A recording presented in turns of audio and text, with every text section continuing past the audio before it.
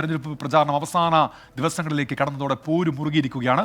തൃശൂരിൽ LDF സ്ഥാനാർത്ഥി VS സുനിൽകുമാറിന്റെ തെരഞ്ഞെടുപ്പ് പ്രചാരണ ബോർഡുകൾ വ്യാപകമായി നശിപ്പിച്ചു.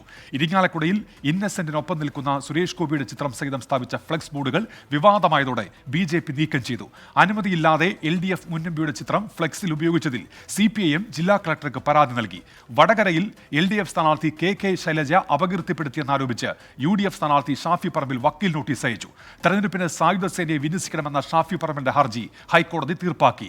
വയനാട്ടിലെ NDA സ്ഥാനാർത്ഥി K സുരേന്ദ്രൻ വിദ്വേഷ പരാമർശം നടത്തിയെന്ന് രാഷ്ട്രീയ യുവജനതാദൾ തെരഞ്ഞെടുപ്പ് കമ്മീഷന് പരാതി നൽകി. വർഗീയതയുടെ പരിപ്പ് വയനാടൻ ചട്ടിയിൽ വേവില്ലെന്ന് T സിദ്ദിഖ് MLA പ്രതികരിച്ചു. അവിടെ ചാപ്പൽ, ബൈബിൾ, അവിടെ ചർച്ച്, അവിടെ കുരിശടികൾ, അവിടെയുള്ളതായിരിക്കുന്ന സ്ത്രീകൾ, കുട്ടികൾ ഒക്കെ ബലാത്കാരത്തിന് വിധേയമായി തച്ചു തകർത്തപ്പോൾ മാതാവിന്റെ രൂപം ഉൾപ്പെടെ എല്ലാം തകർക്കപ്പെട്ട പള്ളിയുടെ മുമ്പിൽ ഒരു പാവപ്പെട്ട അച്ഛൻ രണ്ടു കൈയും ആകാശത്തേക്ക് ഉയർത്തി പ്രാർത്ഥിക്കുന്ന രംഗം, വിവസ്ത്രയാക്കി സ്ത്രീയെ നടത്തിക്കൊണ്ടുപോകുന്ന രംഗം ഹൃദയഭേദകമായത് കാഴ്ച. അവിടെ സ്നേഹം വിതറിയ രാഹുൽ ഗാന്ധിക്ക് ഇവിടെയുള്ള ജനങ്ങളുടെ മനസ്സിൽ ഒരു കൃത്യമായ സ്ഥാനമുണ്ട്. അത് ഇവിടെ വന്ന് വർഗീയത പറഞ്ഞ് കൈകാര്യം ചെയ്യാൻ പറ്റൂ എന്നുള്ളതാണ് അദ്ദേഹത്തിന്റെ ശ്രമം. ആ പരിപ്പൊന്നും വേവുന്ന വറവുചട്ടിയല്ല ഈ വയനാട്ടിലെ ജനസമൂഹം. വിശദാംശങ്ങളുമായി ഇപ്പോൾ സലിം മാലിക് തിരുവനന്തപുരത്ത് നിന്നും, അശ്വിൻ പാലാടി തൃശ്ശൂരിൽ നിന്നും, അഭിജിത്ത് മുഴക്കുന്ന വടകരയിൽ നിന്നും, സുജിത്ത് അയ്യപ്പത്ത് വയനാട്ടിൽ നിന്നും ചേരുന്നുണ്ട്. ആദ്യം സലിം മാലിക് കളിക്കുന്നത്. സലിമിനെയും വെള്ളിയാഴ്ചയാണ് വോട്ടെടുപ്പ്. പരസ്യപ്രചാരണം മറ്റന്നാൾ അവസാനിക്കാൻ പോകുന്നു. ഈ അവസാന ദിവസങ്ങളിലേക്ക് എത്തുമ്പോൾ എങ്ങനെയാണ് തെരഞ്ഞെടുപ്പ് രംഗം? ഇന്ന് കണ്ട കാഴ്ചകൾ എന്തൊക്കെയാണ് സലീം?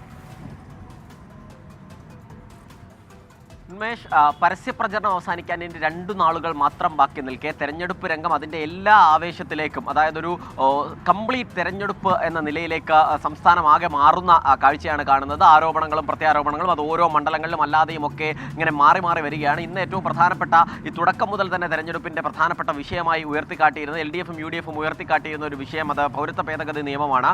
മുഖ്യമന്ത്രി ഇന്നത്തെ പ്രസംഗത്തിലും ആവർത്തിച്ചത് പൗരത്വ ഭേദഗതി നിയമത്തെക്കുറിച്ചാണ്. MV ഗോവിന്ദൻ CPM സംസ്ഥാന സെക്രട്ടറി ഇനി ഒരു തെരഞ്ഞെടുപ്പ് BJP അധികാരത്തിൽ വന്നാൽ ഉണ്ടാകില്ല എന്നൊരു പ്രസ്താവന നടത്തി. അത് മാത്രമല്ല, സംസ്ഥാനത്താകെ വലിയ തരത്തിലുള്ള ആരോപണ പ്രത്യാരോപണങ്ങളും ഉയർന്നു വരുന്നുണ്ട്. അത് ദേശീയ നേതാക്കളെ എത്തിച്ചുകൊണ്ടും അങ്ങനെ പല നിലയിൽ നിന്നുള്ള ആളുകളെ എത്തിച്ചുകൊണ്ടുമുള്ള പ്രചരണങ്ങൾ നടക്കുന്നു. ഒപ്പം വ്യാപകമായി ഫ്ലക്സ് ബോർഡുകൾ പല സ്ഥലങ്ങളിലും നശിപ്പിക്കുന്ന വാർത്തകൾ വരുന്നുണ്ട്.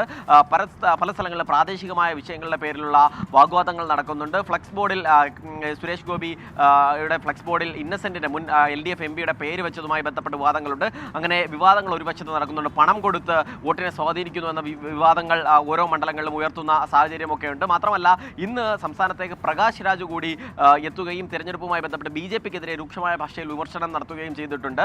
തിരുവനന്തപുരം മണ്ഡലത്തിലാണ് പ്രകാശ് കാരാട്ട് എത്തി മാധ്യമങ്ങളെ കണ്ടത്. രൂക്ഷമായി BJP വിമർശനം നടത്തിയ പ്രകാശ് കാരാട്ട് തിരുവനന്തപുരം മണ്ഡലത്തിൽ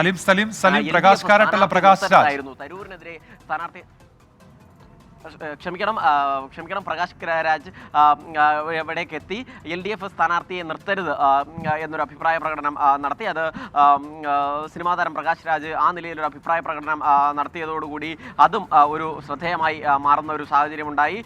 മാത്രമല്ല, BJP പ്രധാനമന്ത്രി എല്ലാ പ്രസംഗങ്ങളിലും കള്ളം ആവർത്തിക്കുകയാണ്. കള്ളം പറയാത്തൊരു പ്രസംഗം പോലുമില്ല. രാജീവ് ചന്ദ്രശേഖർ പറയുന്നത് അദ്ദേഹം വികസനം വല്ലാതെ നടത്തി എന്നുള്ളതാണ്. ഈ വികസനം 100 സ്മാർട്ട് സിറ്റികൾ നിർമ്മിച്ചു എന്നാണ് പറയുന്നത്. അതിലൊരെണ്ണം 10 എണ്ണമെങ്കിലും കാണിച്ചു തരാൻ കഴിയുമോ എന്നതുൾപ്പെടെയുള്ള കാര്യങ്ങൾ ചോദിക്കുന്നു. ആ നിലയിലുള്ള പ്രചരണങ്ങൾ വലിയ നിലയിൽ ആരോപണങ്ങളും വാഗ്വാദങ്ങളും ഒക്കെയായി പുരോഗമിക്കുന്നൊരു സാഹചര്യം നിലനിൽക്കുന്നുണ്ട്.